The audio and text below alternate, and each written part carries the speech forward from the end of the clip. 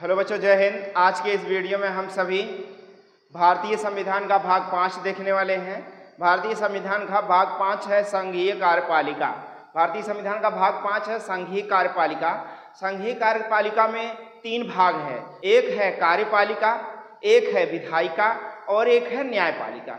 तो आज हम कार्यपालिका के बारे में जानने का प्रयास करेंगे। भाग 5 बच्चों, भाग 5 जो है भारतीय संविधान का भाग 5 अनुच्छेद 52 से लेकर 151 तक है। कहाँ तक बच्चों? अनुच्छेद 52 से लेकर 151 तक है। और इसमें आपको मैंने बताया कि 3 भागों में बांटा गया है, एक कार्यपालिका, एक विधायिका और एक न्यायपालिका। तो आज हम इस कार्यपालिका के बारे में जानेंगे। अब बच्चों, कार्यपालिका कितने प्रकार से है? 2 प्रकार से। कार्यपालिका कितने भागों में बांटा गया?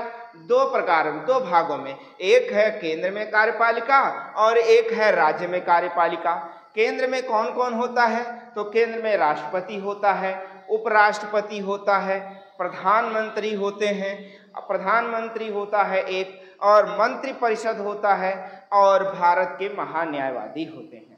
राज्यपालिका में अगर देखें तो राज्यपाल, मुख्यमंत्री और मंत्रिपरिषद। तो आज हम बच्चों कार्यपालिका के अंतर्गत राष्ट्रपति के बारे में जानने का प्रयास करते हैं। तो चलिए आइए राष्ट्रपति के बारे में जानते हैं। तो देखो बच्चों, राष्ट्रपति संघीय कार्यपालिका का संवैधानिक हेड होता है। जो राष्ट्रपति होता है वो संघीय कार्यपालिका का संवैधानिक हेड होता है। संवैधानिक हेड केवल नाम मात्र का हेड जिसे कहा जा सकता है, कि मतलब हेड तो है लेकिन नाम मात्र का। तो वास्तविक हेड कौन होता है? तो वास्तविक हेड जो होता है प्रधानमंत्री होता है। कौन होता है? प्रधानमंत्री। राष्ट्रपति ही देश का सर्वोच्च नागरिक होता है और भारत का पहला व्यक्ति अगर बात करें, भारत का प्रथम नागरिक अगर बात करें तो राष्ट्रपति होता है। कौन होता है बच्चों? राष्ट्रपति होता है। तो चलिए राष्ट्रपति से संबंधित सारे अनुच्छेद हम एक बार देख लेते हैं। तो अनुच्छेद 52 से लेकर 62 तक राष्ट्रपति का अनुच्छेद है। अनुच्छेद 52 में क्या है बच्चों? भारत का एक राष्ट्रपति का पद होगा। भारत में राष्ट्रपति का एक पद होगा, यानी पद के बारे में अनुच्छेद 52 कहता है। अनुच्छेद 53 कहता है कि राष्ट्रपति की शक्ति एवं कार्य, राष्ट्रपति के जो शक्ति हैं और उसके कार्य हैं। अनुच्छेद 54 कहता है निर्वाचक मंडल। अनुच्छेद 54 कहता है निर्वाचक मंडल। अनुच्छेद 55 कहता है निर्वाचन की रीति। अनुच्छेद 56 कहता है राष्ट्रपति का कार्यकाल या पदा अवधि। अनुच्छेद 57 कहता है पुनर्निर्वाचन की बात। अनुच्छेद 58 कहता है कि राष्ट्रपति की योग्यता क्या क्या होगी। अनुच्छेद 59 कहता है राष्ट्रपति पद के लिए कुछ शर्तें हैं। अनुच्छेद 60 है शपथ है, राष्ट्रपति को शपथ दिलाया जाएगा, राष्ट्रपति शपथ प्राप्त करेगा, शपथ लेगा। अनुच्छेद 60 है शपथ। अनुच्छेद 61 क्या है बच्चों? महाभियोग। महाभियोग द्वारा राष्ट्रपति को हटाया जा सकता है। अनुच्छेद 62 है कि राष्ट्रपति के पद के रिक्त के संबंध में समयावधि। एक बार इसका हम बच्चों ट्रिक देख लेते हैं, इसको और आसानी से कैसे हम याद कर सकते हैं। तो चलिए ये ट्रिक देखते लेते हैं। देखो ट्रिक यहाँ रखा है मैंने, राष्ट्रपति। तो ये थोड़ा सा आप गीत के माध्यम से लय सुर ताल में आए, जैसे सारे गामा पा धा नी धा पा, तो पा धा नी धा पा, वो उसी तरीके से सारे गामा वाला जैसे आपने देखा होगा संगीत, उसी प्रकार से इसको हम याद कर सकते हैं। जैसे पा सा नी नी, हमने क्या कहा? पा सा नी नी, पापू यो सा सा मा, हमने कहा ना पा से पद सा से, पा से बच्चों, पा से पद, सा से शक्ति, ना से निर्वाचक मंडल, ना से निर्वाचन की रीत, पा से पदावधि। फिर 57 में पुनर्निर्वाचन की पात्रता, 58 में योग्यता, अनुच्छेद 59 में है शर्तें, अनुच्छेद 60 में है शपथ, अनुच्छेद 61 में है महाभियोग की प्रक्रिया। तो आपने अनुच्छेद सारे याद कर लिए। अब इन अनुच्छेदों में कुछ इंपॉर्टेंट चीजें हैं, उनको हम लोग पढ़ लेते हैं। हम बात करें तो भारत का एक राष्ट्रपति होगा। भारत के राष्ट्रपति की कुछ शक्ति एवं उसके कार्य होंगे। निर्वाचक मंडल के बारे में बात कर लेते हैं। तो भारत के जो राष्ट्रपति का निर्वाचक मंडल है, वो निर्वाचक मंडल में कौन कौन से सदस्य शामिल होते हैं? यह सवाल कभी कभी पूछ लेता है कि राष्ट्रपति के चुनाव में कौन से सदस्य शामिल नहीं होते हैं।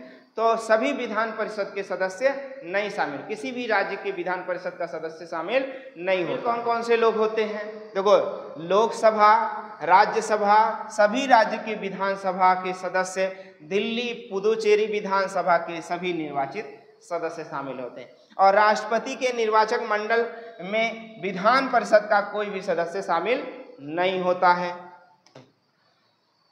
अनुच्छेद 55 कहता है राष्ट्रपति के निर्वाचन की रीति, राष्ट्रपति के निर्वाचन की रीति क्या होगी? अप्रत्यक्ष विधि द्वारा मतदान कराया जाएगा और गुप्त मतदान होगा और वरीयता क्रम में मतदान होगा। ये सारा निर्वाचन की रीति के।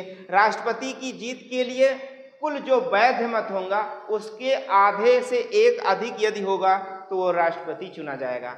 अब वैध मत और वैध मत के बारे में बात करेंगे तो देखिए, समान आनुपातिक प्रतिनिधित्व प्रणाली के माध्यम से चुनाव होता है। कैसे होता है? किसी भी राज्य के विधानसभा के एक सदस्य का मत यानी एक विधायक का मत मूल्य अगर देखा जाए तो राज्य की कुल जनसंख्या बटे विधानसभा के कुल निर्वाचित सदस्यों की संख्या और बटे में उनसे एक से अगर हम 1000 से गुणा करा दें तो उनका एक मत मूल्य होगा। और एक सांसद के मत मूल्य कैसे हम निकालते हैं? तो कुल विधायक बटे दोनों सदनों के निर्वाचित सदस्य हम देख लेते हैं। बच्चों, अगर हम बात करें राष्ट्रपति के चुनाव के लिए आपके 15,000 रुपये की राशि जमानत राशि के रूप में जमा होती है। यदि कोई राष्ट्रपति उम्मीदवार कुल वैध मतों का 1/6 मत नहीं प्राप्त करता है तो उसकी जमानत राशि जब्त कर ली जाएगी। अनुच्छेद 56 है बच्चों, अनुच्छेद 56 है कार्यकाल। राष्ट्रपति का जो कार्यकाल होता है वो 5 वर्ष का कार्यकाल होता है। कोई भी व्यक्ति एक बार यदि राष्ट्रपति बनता है तो 5 वर्षों तक उस पद पर बना रहेगा। आगे देखते हैं पुनर्निर्वाचन की पात्रता।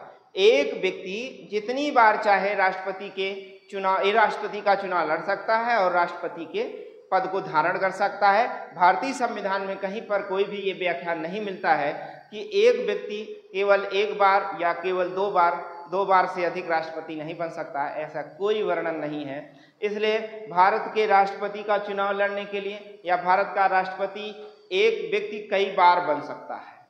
अनुच्छेद 58 राष्ट्रपति की योग्यता है। देखो, भारत का नागरिक हो, योग्यता के माध्यम से वो भारत का नागरिक हो और 35 वर्ष की आयु पूरा कर लिया हो और लाभ के पद पर ना हो। लाभ के पद मतलब यानी वो सरकारी नौकरी में ना हो, यानी सरकारी नौकरी के लाभ के पद पर ना हो, वही लाभ का पद होता है। और सांसद, विधायक, राष्ट्रपति, प्रधानमंत्री, ये सभी राष्ट्रपति, प्रधानमंत्री, सांसद और विधायक ये सभी लाभ का पद नहीं होता है। महाभियोग द्वारा राष्ट्रपति को उसके पद से हटाया जा सकता है। तो बच्चों, आप इस वीडियो को लाइक करें। अगला है कि वह लोकसभा सदस्य बनने की योग्यता रखता हो और लोकसभा सदस्य बनने के लिए कम से कम उसके पास 50 प्रस्तावक और 50 अनुमोदक होने चाहिए, यानी सांसद और विधायक होने चाहिए उसके पास। अनुच्छेद 60 है बच्चों शपथ। राष्ट्रपति का शपथ कौन दिलाता है? तो राष्ट्रपति को शपथ सर्वोच्च न्यायालय के मुख्य न्यायाधीश दिलाते हैं या फिर वरिष्ठतम न्यायाधीश दिलाते हैं। और राष्ट्रपति अपना त्यागपत्र उपराष्ट्रपति को सौंपता है। राष्ट्रपति अपना त्यागपत्र किसे सौंपता है? उपराष्ट्रपति को सौंपता है। और राष्ट्रपति का वेतन 5 लाख होता है जो सभी करों से मुक्त होता है। राष्ट्रपति अनुच्छेद 61 कहता है महाभियोग। राष्ट्रपति पर महाभियोग लगाया जा सकता है। राष्ट्रपति पर महाभियोग कब लगता है? जब यदि राष्ट्रपति अपने पद पर रहते हुए किसी भी असंवैधानिक कार्य को कर दे तो राष्ट्रपति को उसके पद से हटाने की प्रक्रिया को महाभियोग कहा जाता है। राष्ट्रपति अपने पद पर रहते हुए कोई असंवैधानिक कार्य कर दे तो उसको उसके पद से हटाने की जो प्रक्रिया है वही कौन सी प्रक्रिया कहलाती है? महाभियोग की प्रक्रिया कहलाती है। वही कौन सी प्रक्रिया कहलाती है? महाभियोग की प्रक्रिया। और ये जो महाभियोग की प्रक्रिया है ये यूएसए के संविधान से लाया गया, यानी यूएसए के संविधान से प्रेरित है। और इसकी प्रक्रिया कैसे होती है? राष्ट्रपति को पद से हटाने की प्रक्रिया क्या होती है, कैसे होती है? तो महाभियोग संबंधी प्रस्ताव पहले संसद के किसी भी सदन में, महाभियोग संबंधी प्रस्ताव संसद के पहले किसी भी सदन में लाया जाएगा। जब यह प्रस्ताव लाया जाएगा तो 14 दिन पहले राष्ट्रपति को सूचना दी जाएगी। 14 दिन पहले राष्ट्रपति को सूचना दी जाएगी और सूचना देना अनिवार्य होता है। और यह प्रस्ताव संसद के दोनों सदनों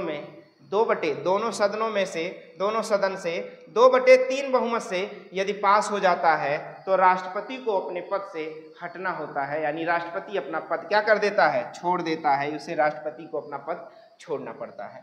तो बच्चों आज हमने देख लिया राष्ट्रपति से संबंधित सभी तथ्यों को। एक बार हम फिर से चर्चा कर लेते हैं। यदि आप किसी परीक्षा की तैयारी कर रहे हैं तो पक्का यहाँ से 1 सवाल 2 सवाल आपका पक्का होता है कि सवाल पूछे ही पूछे जाते हैं। एक बार हम फिर से तैयार करते हैं, एक बार फिर से रिकॉल करते हैं, रिवीजन करते हैं। अनुच्छेद 52 से लेकर 62 तक राष्ट्रपति के लिए वर्णन किया गया है। अनुच्छेद 52 में क्या है, राष्ट्रपति के पद, यानी भारत का एक राष्ट्रपति होगा। अनुच्छेद 53 कहता है कि राष्ट्रपति के शक्ति एवं कार्य। अनुच्छेद 54 कहता है राष्ट्रपति का निर्वाचक मंडल। अनुच्छेद 55 कहता है निर्वाचन की रीति, राष्ट्रपति के निर्वाचन की रीति। अनुच्छेद 56 कहता है राष्ट्रपति की पदावधि यानी राष्ट्रपति का कार्यकाल। अनुच्छेद 57 कहता है राष्ट्रपति के पुनर्निर्वाचन की पात्रता, यानी एक राष्ट्रपति चाहे जितनी बार राष्ट्रपति का चुनाव, एक व्यक्ति चाहे जितनी बार राष्ट्रपति का चुनाव लड़ सकता है। अनुच्छेद 58 कहता है उसकी योग्यता। अनुच्छेद 58 क्या कहता है, उसकी योग्यता, यानी राष्ट्रपति की योग्यता क्या हो, पागल दिवालिया ना हो, 35 वर्ष की आयु पूरा किया हो और राज्यसभा की सदस्यता, राज्यसभा का सदस्य बनने की योग्य हो और जो है उसके पास 50 प्रस्तावक 50 अनुमोदक हो राष्ट्रपति के चुनाव के लिए, और 15,000 रुपये जमानत राशि जमा की जाती है। यदि वह कुल मतों का 1/6 मत नहीं पाता है तो उसकी जमानत राशि जब्त हो जाती है। अनुच्छेद 59 है पद, राष्ट्रपति के पद के लिए कुछ शर्तें होती हैं, राष्ट्रपति के पद के लिए कुछ शर्तें हैं। अनुच्छेद 60 कहता है शपथ। अनुच्छेद 60 शपथ कौन दिलाता है राष्ट्रपति को, तो सर्वोच्च न्यायालय का मुख्य न्यायाधीश या वरिष्ठतम न्यायाधीश। और राष्ट्रपति का अगला अनुच्छेद 61 है महाभियोग। अनुच्छेद 61 क्या है, महाभियोग। महाभियोग की प्रक्रिया कहाँ से लाई गई, यूएसए के संविधान से लाई गई। कहाँ से लाई गई बच्चों, यूएसए के संविधान से। अपने इस चैनल को सब्सक्राइब करें, कम टाइम में ज़्यादा पढ़ने का प्रयास करें ताकि ऐसा ही वीडियो आपको मैं लाता रहूं और आप उसे देखते रहें और अपने कंपटीशन यानी अपनी तैयारी को मजबूत करें और बरकरार रखें आगामी किसी भी परीक्षा में, ताकि आपसे चूक ना होने पाए और एक सीट आपका पक्का हो। बच्चों फिर मुलाकात होती है आपसे अगले वीडियो में, तब तक के लिए जय हिंद।